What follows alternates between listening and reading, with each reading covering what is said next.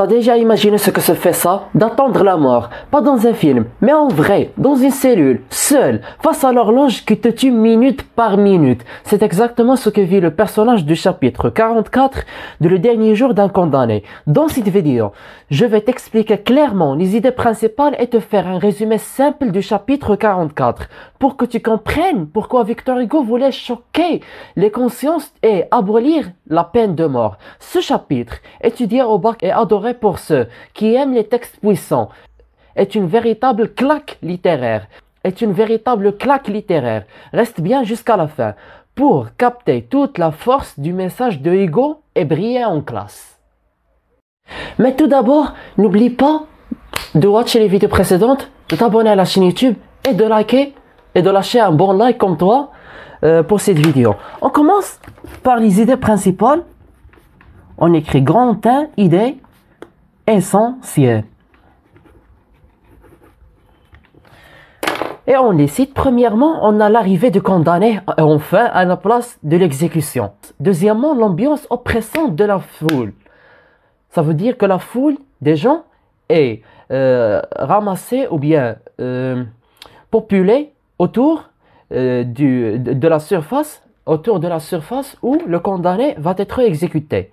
Donc on passe à la troisième idée, la solitude et la terreur du condamné. Assez grave. Quatrièmement, la critique de la peine de mort. Cinquièmement et finalement, la brutalité froide des préparatifs. On écrit, et les voici. On a premièrement l'arrivée du condamné à la place de l'exécution. Deuxièmement, l'ambiance oppressante de la foule. Troisièmement, la solitude et la terreur du condamné. Quatrièmement, la critique de la peine de mort. Cinquièmement, la brutalité froide des préparatifs.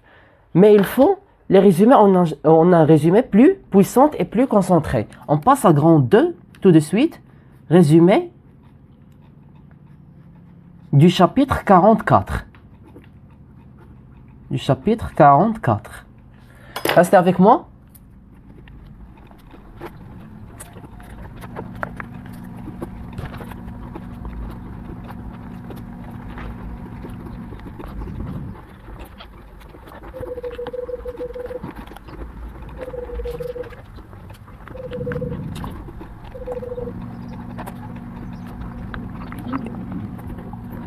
Là.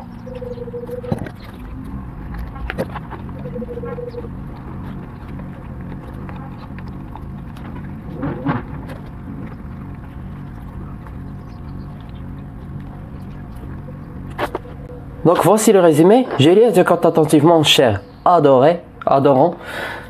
Dans ce chapitre, le narrateur condamné à mort arrive à la place de l'exécution. Il décrit la foule agitée venue assister à sa mort, ce qui renforce l'horreur de la scène. Chaque instant devient plus insupportable. Le temps semble s'arrêter. Le condamné est pris par une peur, panique et une profonde détresse.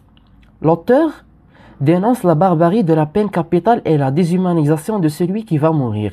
Le contraste entre l'excitation populaire et la douleur intérieure du condamné est saisissant. Ce chapitre est un cri contre l'injustice et la cruauté institutionnalisée. Victor Hugo y montre l'urgence d'abolir la peine de mort. Abolir, ça veut dire arrêter ou bien annuler. Je répète, tu écoutes attentivement. Dans ce chapitre, le narrateur, condamné à mort, arrive à la place de l'exécution. Il décrit la foule agitée venue assister à sa mort, ce qui renforce l'horreur de la scène. Chaque instant devient plus insupportable. Le temps semble s'arrêter. Le condamné est pris par une peur, panique et une profonde détresse. L'auteur dénonce la barbarie de la peine capitale et la déshumanisation de celui qui va mourir. Le contraste entre l'excitation populaire et la douleur intérieure du condamné est saisissant. Ce chapitre est un cri contre l'injustice et la cruauté institutionnalisée. Victor Hugo y montre l'urgence d'abolir la peine de mort. Donc voilà tout ce qu'on a pour le chapitre 44 du roman Les Derniers Jours d'un Condamné.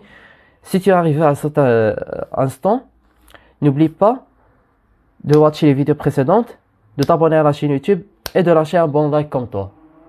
À très bientôt.